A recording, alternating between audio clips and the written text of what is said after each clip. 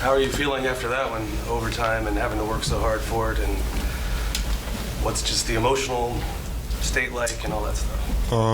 Proud of us for controlling the game.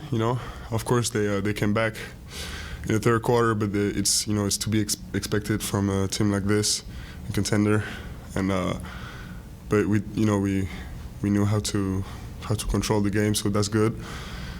Hard-fought battle, and it's just I feel proud because they're a very good team, especially defensively. So it's it just shows our progression. How fun was that with the game going back and forth down the stretch and y'all win, and then the crowd? How fun was that for you? I mean, it's the crowd is kind of the sixth man in those situations, because it's sometimes it can feel like hitting against a wall.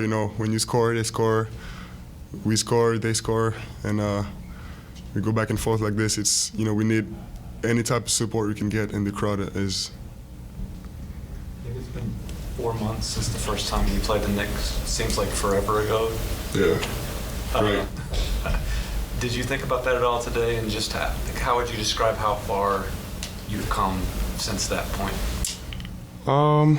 Yeah, of course. I think about the first time we played a team.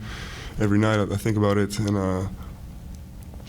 the Knicks was a tough game for us, and I would say a game that embodied all our, a lot of our weaknesses, and that we've been able to erase a little bit, throughout the season more and more. So it's this is the type of contrast we want to see in the season, and but I wouldn't expect less of us. We're a young team. We need to get better every night. You left the floor there a little bit at the end of the first quarter. What happened, and were you worried you weren't able to get back on the game, or? Yeah, I was just hitting the knee pretty hard. So, but it wasn't. I was hit on the bone, so it just hurts. But nothing bad. And the only reason I couldn't get back immediately in the game is because when you have pain, like the muscle don't respond as good, so you need to wake up a little bit to avoid danger. Did you hear the crowd cheering as you walked back through the tunnel? Of course. This might be. Do you remember Willis Reed, or have you ever heard of Willis Reed? I have, and I don't know what he looks like, but. Yeah, he had one of those moments in the finals. Oh, he did? I didn't know. Yeah. A little different situation. Yeah.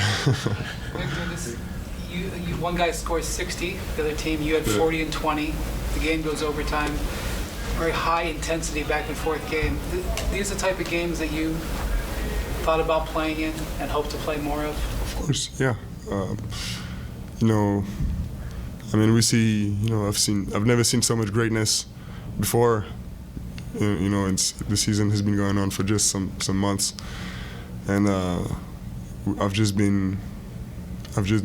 witnessed so much greatness, and I want to be a part of it. I always wanted to, but more and more seeing that I'm already able to compete with those guys, and I'm not near, but I'm on the right path. I know it, and I'm gonna get there one day soon. Vic, I think you're the. Go ahead. Are you happy to pay for the basketball? Sorry? The crowd? Are you going to pay for the basketball you threw into the crowd? Nah. Somebody else is going to, and he's gonna pay. I think you're the youngest player, Vic, in NBA history to go for 40 and 20 in a game. Even if you're not, it's just the latest in the first time. Vic has done something for the first time since such and such. If you can just kind of take us through continuing to, I know that's not the goal, but just continuing to hit markers like that.